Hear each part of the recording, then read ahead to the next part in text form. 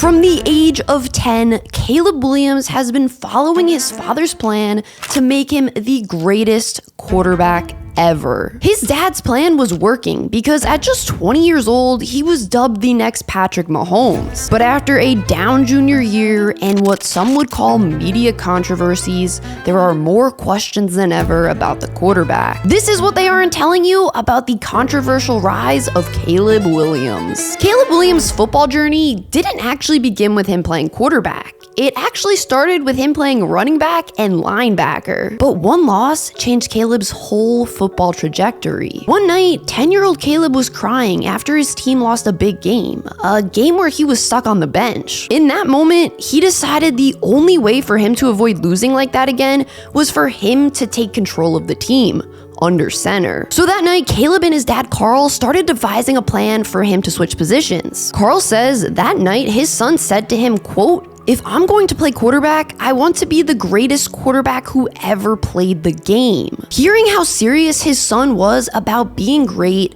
Carl, alongside his two friends who were youth football coaches in the area, created a plan to make 10-year-old Caleb the greatest quarterback possible. Williams was soon getting up before the sun rose to do workouts before school started. He was then flying around the country to do workouts with the best quarterback trainers in the nation, and the young quarterback was never sleeping in a room warmer than 68 degrees to help speed up his recovery. Everything was meticulously planned out. Everything Caleb did was for a reason. And by the time he entered high school, he was already undergoing media training. The school he attended was Gonzaga College High School in DC. It was close to where he grew up, except with DC traffic during rush hour, it could take over an hour to get to and from school. So to allow Caleb to waste the least amount of time every day, his family got an apartment right next to the school. Williams took over as the varsity starting quarterback his freshman year. His sophomore year, he led the team to a Washington Catholic Athletic Conference championship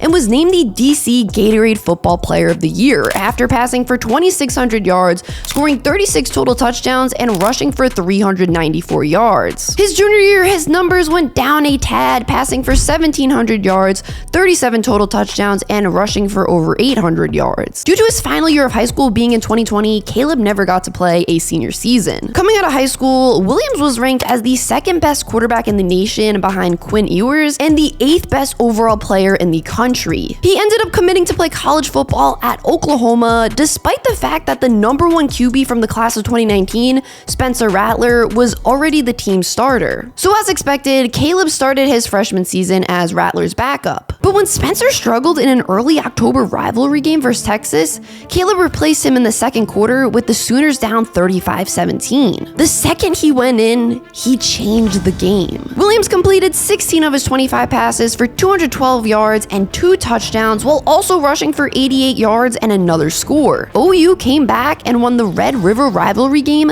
55-48. It was clear after this game that Caleb needed to be the Sooners' full-time starting quarterback despite him being a true freshman. So that's exactly what happened. Williams ended his freshman season by starting a total of 7 games, completing 64% of his passes for 1,900 yards, 21 touchdowns, 4 interceptions, and on the ground rushed for 442 yards and 6 more scores. Just as things were looking extremely bright for the Oklahoma football program, things took an unexpected turn. USC made head coach Lincoln Riley an offer he couldn't resist, a 10-year contract worth $110 million, so he left Norman. Without the coach at Oklahoma that he committed to play for, would Williams stay at the school? The answer was no. He entered the transfer portal and followed his coach to USC. The 2022 season, Caleb Williams and Lincoln Riley propelled the Trojans to their best season in a very long time. The team won 11-3, thanks in a large part to the outstanding play by their quarterback. Caleb had 7 games that season with over 300 passing yards and 3 or more passing touchdowns. His play was so phenomenal, he was being dubbed the next Patrick Mahomes at just 20 years old. After completing 66% of his passes for 4,500 yards,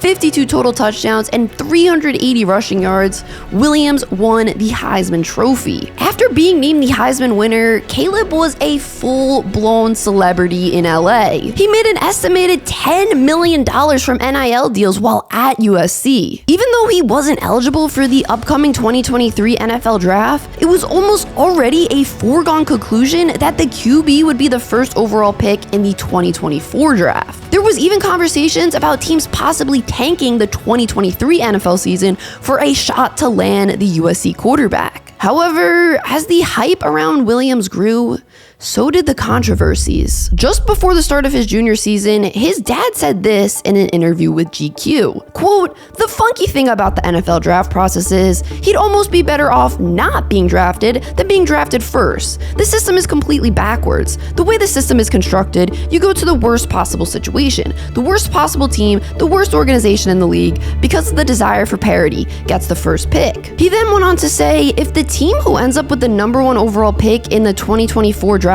is not a great situation for Caleb, then he can just go back to school. Just a few weeks later, a report came out that Caleb Williams' team was looking for an ownership stake in whichever team decided to draft him, which just isn't allowed in the NFL. As news like this was hitting the press, Williams' junior season was just getting started. But the problem was, the QB's play took a step back from his Heisman season. While he was still viewed as the lock for the #1 overall pick, some started to view him as overhyped. People questioned whether his backyard football style of play would translate to the NFL. They questioned whether he would perform the same in the league, where he would have much less time in the pocket than he did in college. And then, of course, there was the non-football stuff people were questioning. Some people don't like the fact he paints his nails, and some really don't like the fact he paints F and then whatever team they're playing on his nails during game day. Then there was this moment with his family that also sparked a lot of conversation. Some people said he was too emotional and shouldn't be crying after a loss. But honestly, I feel like this is something that was just blown out of proportion way too much. I mean, would you rather see your quarterback crying after a loss because he cares so much about the game,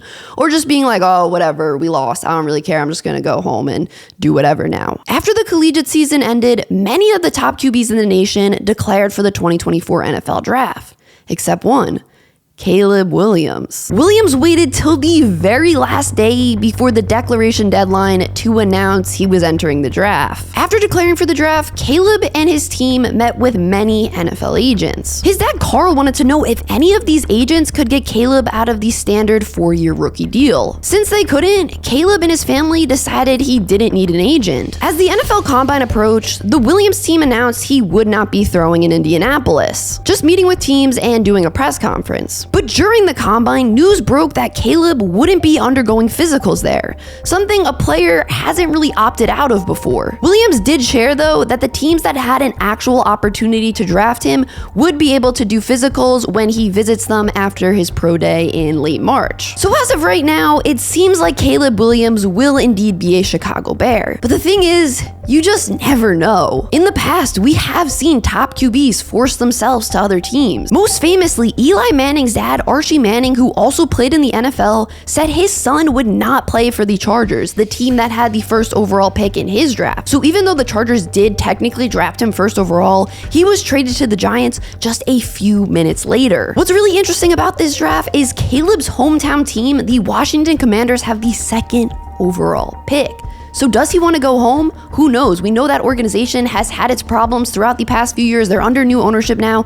What if we see a draft day Eli Manning situation? What if the Commanders trade a haul to the Bears for Caleb Williams? I mean, at this point, Justin Fields is still a Bear. At the time of this recording, he hasn't been traded yet. The Caleb Williams situation is extremely unique and something we haven't seen in a very long time. And the next few weeks before the draft should be extremely interesting.